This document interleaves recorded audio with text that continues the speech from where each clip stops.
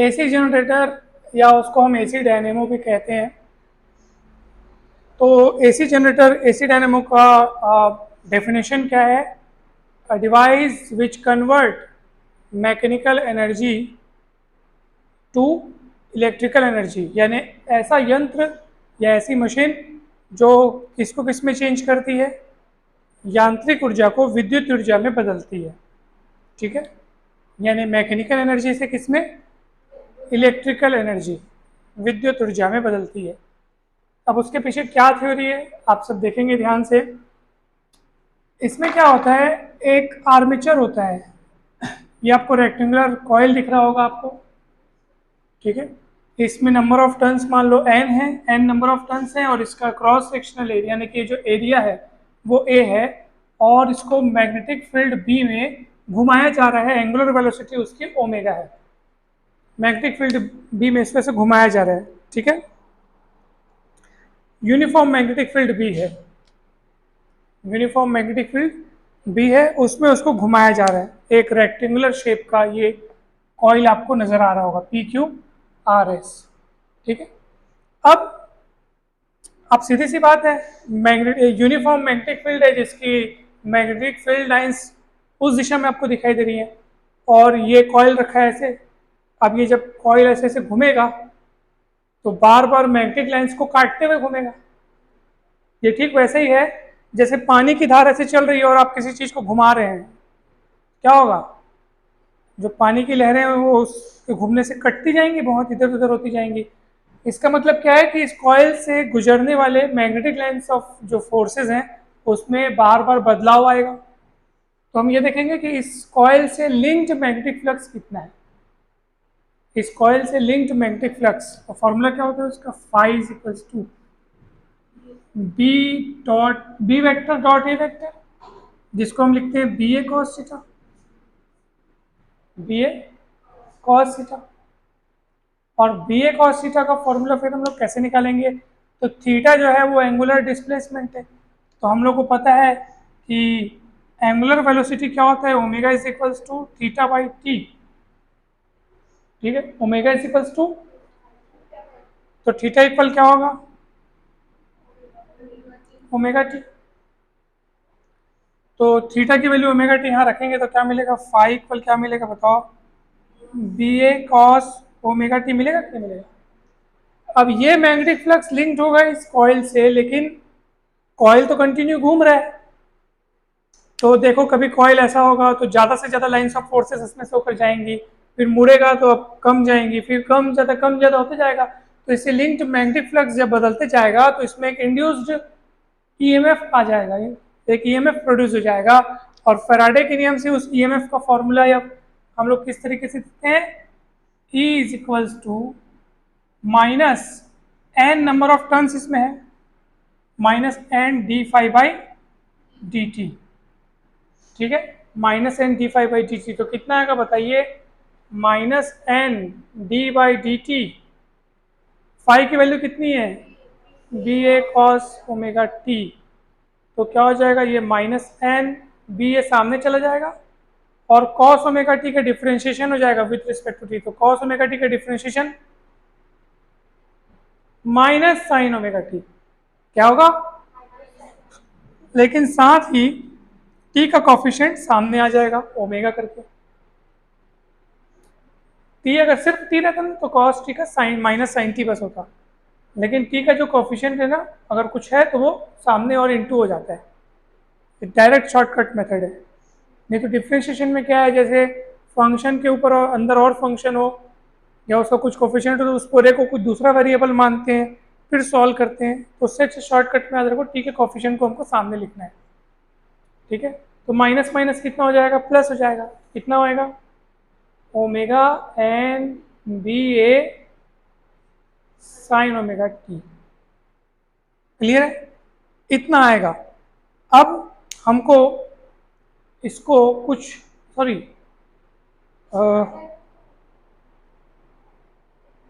Omega, हाँ सही तो है, सही है सही है। फिर हम इस पूरे को एक नया चीज़ मान लेते हैं। ये क्या है, ई, क्या है ये, तो ये वाले को हम लोग मान लेते हैं ई नॉट।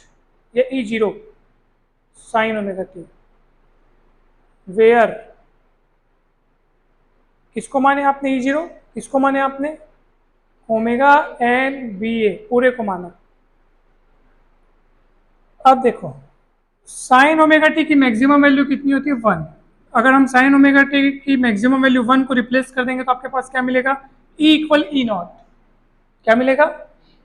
और ये कब मिल रहा है, जब साइन ओमेगा टी की वैल्यू तुम कितनी रख रहे हो 1, जो कि मैक्सिमम वैल्यू है, तब आपको ई इक्वल ई नॉट मिल रहा है, यानी ई एम एफ जो है वो ई नॉट के बराबर मिल रहा है।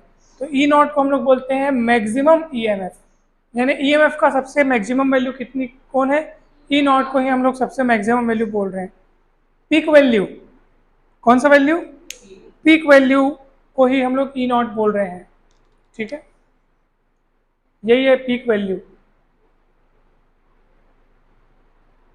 पीक वैल्यू शिखर मान, ठीक है।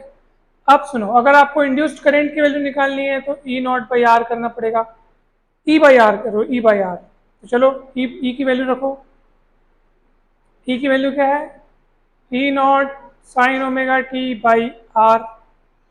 अब इसको बोल दो आई नॉट, तो क्या हो जाएगा, तो देखो ई नॉट बाई आर को आई नॉट बोल दिए तो क्या हो जाएगा, I naught sine omega T, तो I equal I naught sine omega T हो गया। यहाँ आई नॉट क्या है, करंट का पीक वैल्यू, क्या है ये, पीक वैल्यू मतलब शिखर मान, सबसे ज्यादा मान, वैसे ई नॉट जो है वो ईएमएफ का शिखर मान है, यानी पीक वैल्यू है, समझ में है। तो ये हो गया।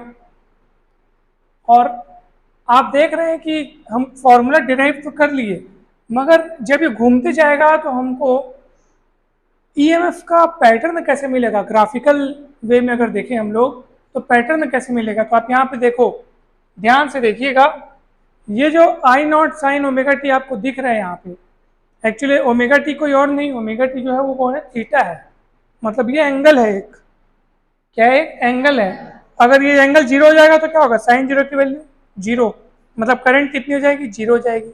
या आप वोल्टेज के लिए देख लीजिए, यहाँ पे देख लो, अगर आपका ओमेगा टी जो है वो अगर जीरो हो जा रहा है तो क्या होगा बताओ, ओमेगा टी कौन, मतलब थीटा, थीटा जीरो हो जाएगा तो साइन जीरो की वैल्यू कितनी होती है, जीरो, करंट सॉरी ईएमएफ कितना मिलेगा, जीरो मिलेगा। और थीटा जीरो होने का मतलब क्या है, जब कॉइल इस तरीके से रखा होगा, ये मैग्नेटिक फील्ड है और कॉइल ऐसे रखा होगा, तो कॉइल ऐसे रखा है मतलब एरिया का नॉर्मल भी यही हो गया, फील्ड भी यही हो गया, तो थीटा जीरो बनेगा। उस समय ईएमएफ कितना होगा, जीरो होगा। और ईएमएफ मैक्सिमम कब होगा, कॉइल ऐसे घूमेगी, ऐसे घूमेगी तो थीटा बढ़ता जाएगा, थीटा बढ़ता जाएगा तो यहाँ से ये वैल्यू बढ़ती जाएगी, तो ईएमएफ की वैल्यू बढ़ने लगेगी। मैक्सिमम कब होगा, जब ये कॉइल घूम करके ऐसे हो जाएगी तब। क्यों ऐसे हो जाएगी, क्योंकि इस समय अब कॉइल का नॉर्मल इधर हो गया, मैग्नेटिक फील्ड इधर है, अब कितने डिग्री का एंगल बनेगा, 90 डिग्री का, तो साइन 90 डिग्री 1 होता है, मैक्सिमम होता है। इसका मतलब क्या है कि ग्राफ आपके पास कुछ इस तरीके से बनेगा, शुरुआत में ईएमएफ जीरो रहेगा, थीटा बराबर जीरो पे ईएमएफ जीरो, फिर ईएमएफ बढ़ते जाएगा 90, थीटा इक्वल पाई बाई 2 पे ईएमएफ मैक्सिमम होगा, फिर कम होने लगेगा, फिर जीरो हो जाएगा। जीरो कब होगा, 180 डिग्री पे, कब जीरो होगा, कॉइल ऐसे घूम करके 90, फिर ऐसे घूमेगी तो 180, अब थीटा की जगह, ये थीटा है ना, ओमेगा टी मतलब थीटा, उसकी जगह 180 रखोगे तो साइन 180 फिर से जीरो होता है, मतलब फिर से ईएमएफ जीरो हो जाएगा, फिर नेगेटिव साइड आगे बढ़ेगा, फिर ऐसे ऐसे ऐसे करके जिग जैग करके चलते जाएगा वेव के फॉर्म में ये ग्राफ। ये जो मैक्सिमम वैल्यू है ना, ये ई नॉट है, मैक्सिमम वैल्यू ऑफ ईएमएफ, समझ में। इस और इसी के बेस पे आधारित है आपका एसी जनरेटर। ये जो पूरा सिद्धांत हमने समझाया, इसी तरीके से यहाँ पे ईएमएफ प्रोड्यूस होता है जो कि वेव के फॉर्म में हमको प्राप्त होता है। एक बार और देखो, ध्यान से समझिएगा, ठीक है, एकदम ध्यान से समझना है आपको।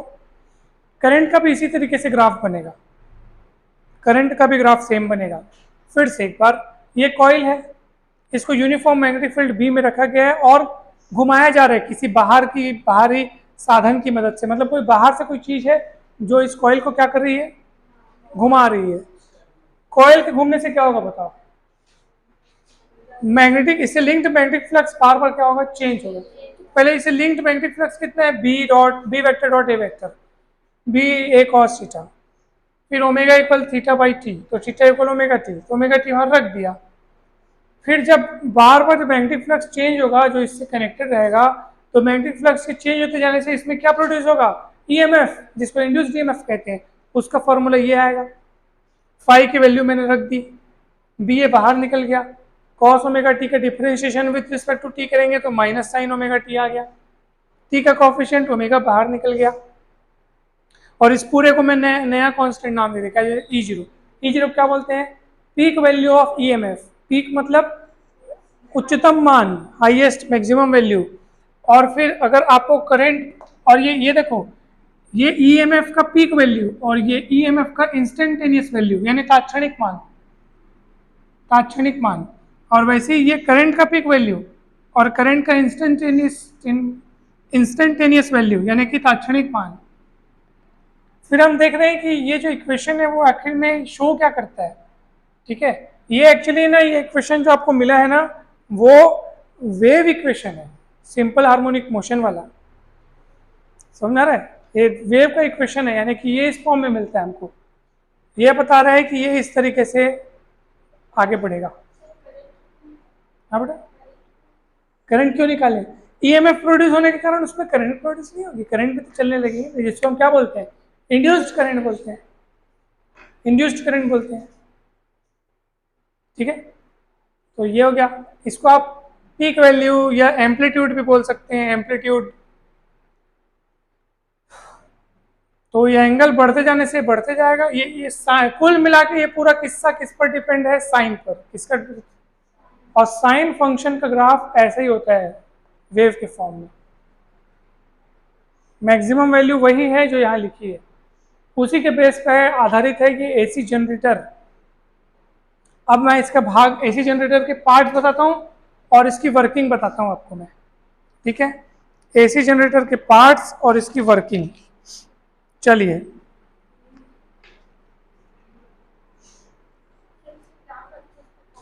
हाँ, ग्राफ अच्छे से बताता हूँ, एकदम अच्छे से बताता हूँ ग्राफ, ठीक है।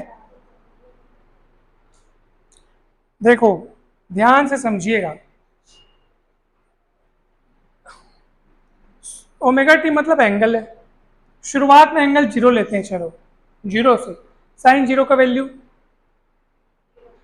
जीरो, यहाँ जीरो रखोगे गुणा हो गया पूरा जीरो हो जाएगा, तो ईएमएफ की वैल्यू जीरो आ गई, थीटा बराबर जीरो पर ईएमएफ जीरो हो गया।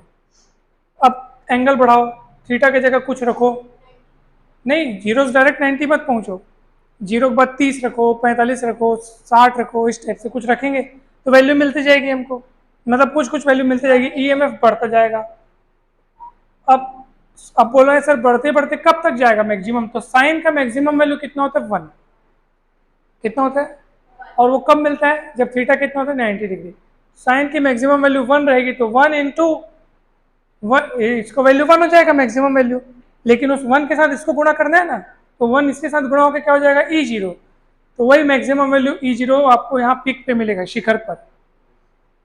कब, कौन से एंगल पे, थीटा इक्वल पाई पे 90 डिग्री पे, पाई बाई 2 पे। हाँ रुको ना, फिर उसके बाद क्या होगा पता है, थीटा और बढ़ रहा है, 90 से आगे बढ़ गया, कहाँ से आगे बढ़ गया, 90 से आगे बढ़ गया, तो 90 से आगे बढ़ गया, तो क्या होगा, अब वो कम होने लगेगा, नेगेटिव नहीं होगा, पॉजिटिव होगा अब भी, मगर वो क्या होने लगेगा, कम होने लगेगा। साइन 90 के बाद ना, साइन 120 की वैल्यू देखोगे आप, साइन 150 की वैल्यू देखोगे, जो भी है, तो वो वापस 1 से कम होने लगती है। 1 कब होती है, 90 पे, फिर क्या होने लगेगा, उसका वैल्यू कम होने लगेगी, साइन का वैल्यू। नहीं तो आप देख लो, साइन 120 का वैल्यू कितना होता है पता है, देख लो, साइन 120 को लिख सकते हैं साइन 180 माइनस 60, ये हो जाएगा साइन 60 यानी √3/2, जो कि 1 से कम है, यानी 1 से फिर क्या होने लगेगा, इसकी वैल्यू कम होने लगेगी। कम होते होते होते कब तक कम होगी सर, कब तक कम होगी, तो ये जब वैल्यू बताओ π/2 से आगे बढ़ गए हम लोग, पाई पे, ये वाला जो एंगल है ना, यहाँ पे थीटा बराबर पाई है 180, क्योंकि बताऊं, ये थीटा की जगह था, तुम 180 रखोगे, साइन 180 फिर से जीरो होता है, कितना होता है, जीरो। शुरुआत हमने 0 डिग्री से की थी, तो साइन जीरो जीरो था, साइन 180 भी कितना होता है, जीरो होता है, तो कहाँ पे मिलेगा, यहाँ पे मिलेगा। मतलब थीटा की वैल्यू जब 0 से लेकर π/2 तक बढ़ाते थे तो ईएमएफ की वैल्यू बढ़ रही थी और π/2 एंगल पर ईएमएफ की वैल्यू मैक्सिमम हुई। अब थीटा की वैल्यू तुम 90 से और बढ़ाओगे तो ईएमएफ की वैल्यू क्या होने लग रही है, कम होने लग रही है। और कब तक कम होगी, थीटा इक्वल पाई तक कम होगी, फिर 0 हो जाएगी, मतलब पाई पे आके 0 हो जाएगी। ठीक है, फिर और तुम अगर बढ़ाओगे थीटा तो अब क्या होगा, अब ये नेगेटिव तरफ बढ़ेगा। कहाँ बढ़ेगा, नेगेटिव साइड बढ़ेगा। और नेगेटिव साइड बढ़ के क्योंकि साइन की वैल्यू ना 180 के बाद नेगेटिव हो जाती है। अब तुम लोग बोलोगे साइन 210 का वैल्यू बताओ, किसका, 210 का। तो इसका वैल्यू कैसे निकालेंगे, पता है 210 180 ज्यादा है कि नहीं, बताओ। ज्यादा है, यहाँ पे 180 है, 180 डिग्री, 90 डिग्री, और 210 क्या है, 180 ज्यादा है। इसका वैल्यू निकाल के बताओ तुम लोग। देखो इसको 180 प्लस 30 लिख सकते हैं तो 210 आ जाता है। और साइन 180 प्लस थीटा मतलब क्या होता है पता है, माइनस साइन थीटा, यानी -1/2। -1/2 कहाँ मिलेगा, ऊपर की नीचे, नीचे मिलेगा। तो ग्राफ नीचे बढ़ेगा, नीचे बढ़ते बढ़ते बढ़ते बढ़ते यहाँ पहुंचेगा। अच्छा बढ़ते बढ़ते कब तक जाएगा सर, याद रखना ये बढ़ते बढ़ते 270 पे जाकर के मैक्सिमम हो जाएगा। कहाँ पे जाके, कैसे पता चला 270, क्योंकि 190 में जब प्लस 180 में जब 90 प्लस करते हैं तब क्या मिलता है, 270। भाई 0 से मैक्सिमम कब हुआ, 90 पे, कितने का फासला था, 90 के फासले पे ये मिनिमम, मतलब 0 से मैक्सिमम हो रहा है, और फिर 90 के फासले पे फिर मैक्सिमम से 0 हो रहा है, फिर 90 के फासले पे फिर 0 से क्या हो रहा है, मैक्सिमम हो रहा है बट नेगेटिव डायरेक्शन में मैक्सिमम हो रहा है। फिर 90 के फासले पे क्या हो जाएगा, मैक्सिमम से चल करके फिर 0 हो जाएगा। और वो समय कौन सा होगा, यानी उस समय एंगल कितना होगा, 360। 360 मतलब 2 पाई, अगर रेडियन में शो करें तो 2 पाई। मतलब 0 से मैक्सिमम होता है, फिर 0 होता है, फिर नेगेटिव डायरेक्शन में मैक्सिमम होता है, फिर 0 होता है, फिर पॉजिटिव डायरेक्शन में मैक्सिमम होता है। और थीटा बढ़ने के साथ साथ ये चलते रहते हैं। ये जो कर्व दिख रहा है वो साइन का कर्व है, साइन थीटा का ऐसी कर्व बनता है, गणित में पढ़े। अब देखो ये जो आपको यहाँ पे एसी डायनेमो शो किया गया है, इसमें पहले तो इसका डेफिनेशन क्या है। तो AC dynamo is a device which convert mechanical energy into AC current. इसमें बदलता है जो यांत्रिक ऊर्जा को, कौन सी विद्युत ऊर्जा, कौन सी विद्युत धारा, एसी विद्युत धारा। एसी मतलब प्रत्यावर्ती विद्युत धारा, अल्टरनेटिंग करंट। दो प्रकार की करंट होती है, एसी करंट और डीसी करंट, प्रत्यावर्ती धारा और दिष्ट धारा। एसी अल्टरनेटिंग करंट और डायरेक्ट करंट।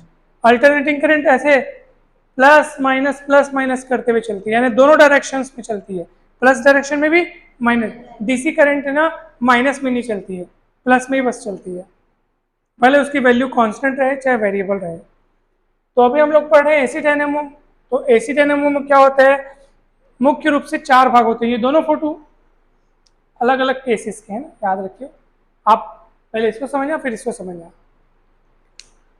तो 4 भाग होते हैं। पहला भाग होता है फील्ड मैग्नेट। क्या होता है, फील्ड मैग्नेट यानी क्षेत्र चुंबक। तो छोटे डायनेमो में तो ये हॉर्स शू मैग्नेट होता है, लेकिन बड़े डायनेमो में ये एक इलेक्ट्रिक मतलब मैग्नेट होता है, इलेक्ट्रिक मैग्नेट, यानी जिसमें इलेक्ट्रिसिटी फ्लो करवा के वो मैग्नेट बनाया जाता है उसको। तो ये मैग्नेटिक पोल्स आपको दिखाई दे रहे हैं, एन पोल और एस पोल। दूसरा हिस्सा होता है आर्मेचर। आर्मेचर क्या होता है सर, ये कुछ भी नहीं है, एक रेक्टेंगुलर कॉइल दिख रहा है आपको, तांबे के तार का, कॉपर वायर का, ठीक है, जिसमें बीच में नर्म लोहे का यानी सॉफ्ट आयरन का एक रोड रख दिया जाता है, ताकि मैग्नेटिक फील्ड की वैल्यू क्या हो सके, बढ़ सके। Because iron is a magnetic substance, ferromagnetic substance, soft iron. तो मैग्नेटिक इंटेंसिटी तो उसमें बढ़ करेगी, बहुत ज़्यादा हो जाएगी, है ना। तो वो दूसरा हिस्सा जो है वो आर्मेचर है, जो कि काफ़ी ज़्यादा यानी कि अपने में से उसके अंदर जो लोहे का अगर हम लोग टुकड़ा रख देते हैं तो अपने अंदर से होकर के बहुत सारे मैग्नेटिक लाइंस ऑफ फोर्सेस को जाने देते हैं। ओके, अब देखो ये इसका शेफ्ट हो गया यानी एक्सिस हो गया, फिर ये कॉइल हो गया, और इसमें जो है इसको फिर घुमाया जाता है, इस कॉइल को, इस आर्मेचर को, ठीक है। अंदर में क्या रखा है, सॉफ्ट आयरन का क्रोड रखा हुआ है, इस पूरे बीच वाले हिस्से को आर्मेचर कहते हैं, और आर्मेचर को घुमाते हैं किसी एक्सटर्नल सोर्स की मदद से, बाहर से कोई स्रोत है जिसमें हम इस आर्मेचर को घुमाते हैं। फिर नीचे आपको दिख रहा होगा दो स्लिप रिंग्स दिख रहा होगा, S1 S2। स्लिप रिंग्स क्या होते हैं? ये आर्मेचर के साथ कनेक्ट होकर के आर्मेचर के घूमने के साथ साथ ये भी घूमते रहते हैं। S1 और S2 जो स्लिप रिंग्स दिख रहे हैं आपको, ये एक एक किनारे पे जुड़े हैं। देखो ये S1 यहाँ पे किनारे पे जुड़ा है, ये यहाँ से ये देखो ये अंदर ही अंदर कनेक्ट है S2 से, और जैसे आर्मेचर घूमता है ना तो ये भी घूमते हैं। और फिर दोनों स्लिप रिंग्स से कनेक्टेड है ब्रश, या ब्रश जिसको हम कहते हैं ब्रश। दो ब्रश है B1 और B2, जिसके बीच में ये एक्सटर्नल सर्किट, यानी यहाँ से जो हमको इलेक्ट्रिक करंट मिलेगा ना, उसको हम इस किनारे से फिर आगे भेज सकते हैं। ठीक है, ये 4 पार्ट्स हुए। अब इसका वर्किंग देखते हैं। देखो, मैं बात करूंगा प्रथम अर्ध चक्र की, यानी ये फर्स्ट हाफ साइकिल, फिर ये सेकेंड हाफ साइकिल, ऐसे करके चलते जाएगा। तो फर्स्ट हाफ साइकिल में क्या होगा, ये कॉइल जब घूमेगी, अब घूमेगी ऐसे से घूम रही है, ऐसे ऐसे ऐसे घूम रही है, तो किसी समय ये वाली साइड ऐसे ऊपर आती दिखेगी, उस समय ये अंदर जाती दिखेगी, फिर ऐसे चेंज हो जाएगा, CD इस तरफ आ जाएगा, AB उस साइड आ जाएगा, फिर AB अंदर जाता दिखेगा, CD ऊपर से कंटिन्यू घूम रहा है। प्रश्न ये उठता है कि इनके घूमने से क्या इफेक्ट होगा।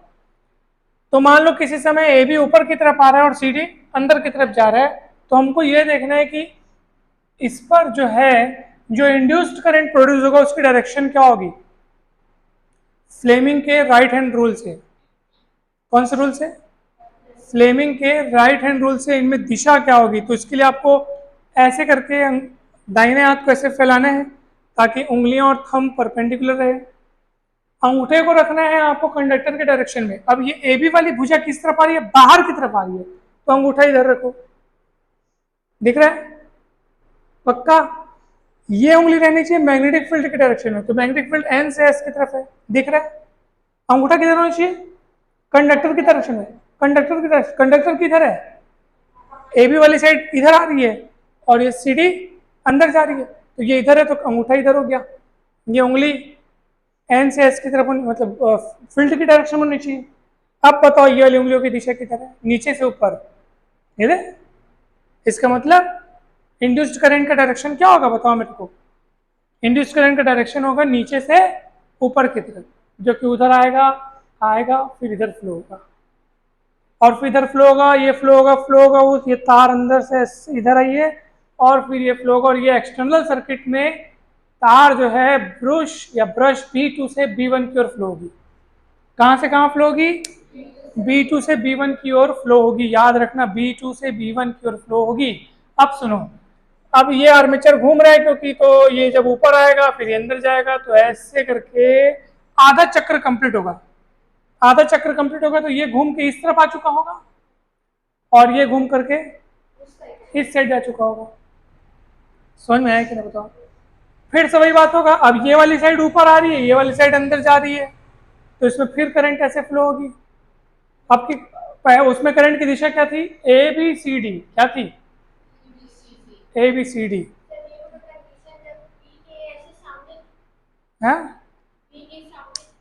हाँ, ये जब ऐसे आ रहा था, अब ये अंदर जा रहा था, अब ये अब ये ऐसे देखो, ये ABCD ये ऐसे है ना, ये आ रहा है, ये जा रहा है, ये आ रहा है, ये जा रहा है। जब ये यहाँ पहुंचेगा तो ये यहाँ पहुंचेगा। अब है नहीं, मैग्नेट थोड़ी घूम रहा है, ये मैग्नेट नहीं घूम रहा है। मैग्नेट क्या है? फिक्स है। घूम कौन रहा है? बीच का कॉइल घूम रहा है। घूम कौन रहा है? कॉइल घूम रहा है। तो ये कॉइल, ये जो रेक्टेंगुलर जो फ्रेम नजर आ रहा है ना, वो घूम रहा है। अब घूमेगा ऐसे, ये ऐसे, तो CD इधर आ जाएगा और AB इधर आ जाएगा। अब ऊपर की तरफ कौन सी वाली भुजा आ रही है? CD भुजा आ रही है, तो फिर और AB अंदर जा रही है, तो सीधी सी बात है करंट की डायरेक्शन फिर ऐसी होगी, DC BA की ओर होगी, DC। और एक्सटर्नल सर्किट में करंट की डायरेक्शन देखते हैं, ये कनेक्ट है B1 से और ये कनेक्ट है कहाँ से? B2 से। ये दे, मतलब ये वायर वायर को देखो, ये ब्रश यहाँ से कनेक्ट है, ये यहाँ से कनेक्ट है, और हम लोग करंट का डायरेक्शन ऐसे आ रहा है, ऐसे आएगा ऐसे आएगा ऐसे आएगा ऐसे आएगा, ये यहाँ से कनेक्ट नहीं है, ये यहाँ से कनेक्ट है, तो कहाँ है, B1 से B2 की ओर जाएगा, और यहाँ पे कहाँ से कहाँ जा रहा था, उल्टा, मतलब उल्टा है नहीं, यहाँ B2 से B1 जा रहा था, और यहाँ पे कहाँ से कहाँ अपोजिट हुआ, फिर फिर एक कॉइल ऊपर अटकाएगी, फिर ये भी उधर चले जाएगा, फिर ये वाला केस मिलेगा, फिर करंट B2 से B1 जाएगा, फिर कॉइल घूमेगी, फिर करंट B1 B2, यानी कि करंट की दिशा क्या हो रही है बार बार, तो ये वही है, ऊपर नीचे चलते जाएगा। मत ये कुल मिलाकर के इसके पीछे ना तथ्य है, आप इसको इसके कनेक्शन को गौर करो ना, एक आप देखो B1 इससे जुड़ा है, और ये वाला वायर इससे जुड़ा है, B2 से जुड़ा है। अब देखो यहाँ पे क्या हुआ है, ध्यान से देखो, यहाँ पे ये वाला लाइन इससे जुड़ गया है, इस तरफ वाला B1 से जुड़ गया है, और उसका कनेक्शन CD का कनेक्शन, CD वाली तार का कनेक्शन किससे था देखो ना, B2 था। हाँ जुड़ा उसी से है, जुड़ा उसी से है, लेकिन पलट गया ना वो पूरा पलट गया है, समझ में आ रहा है? इसी कारण हमको एक्सटर्नल सर्किट में करंट जो है वो बार बार अपना पथ बदलते हुए दिख रही है। ये एसी डायनेमो का थ्योरी था, एसी जनरेटर का थ्योरी था ये, और ईएमएफ के कारण फिर करंट प्रोड्यूस होती है।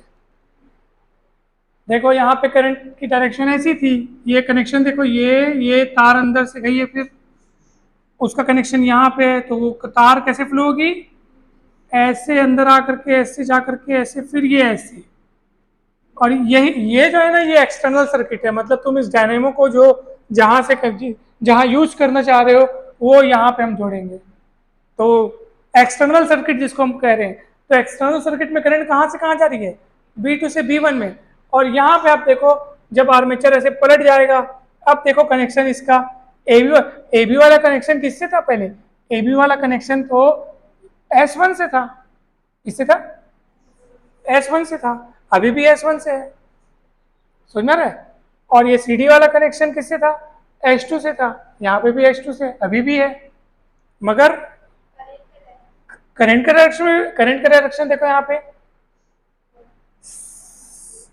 C से D आ रहा था, ABCD, और अब क्या हो गया, DCBA हो गया, उल्टा हो गया ना, करंट का डायरेक्शन पलट गया ऐसे, अब ये यहाँ आएगा, यहाँ आएगा, यहाँ आएगा, यहाँ आएगा, यहाँ ऐसे कहाँ से कहाँ जा रहा है, B1 से B2 तक जा रहा है, अपोजिट हो रहा है ना, ये ऐसा है, समझ में, यही इसका सिद्धांत है एसी जनरेटर्स का, एसी डायनेमो का।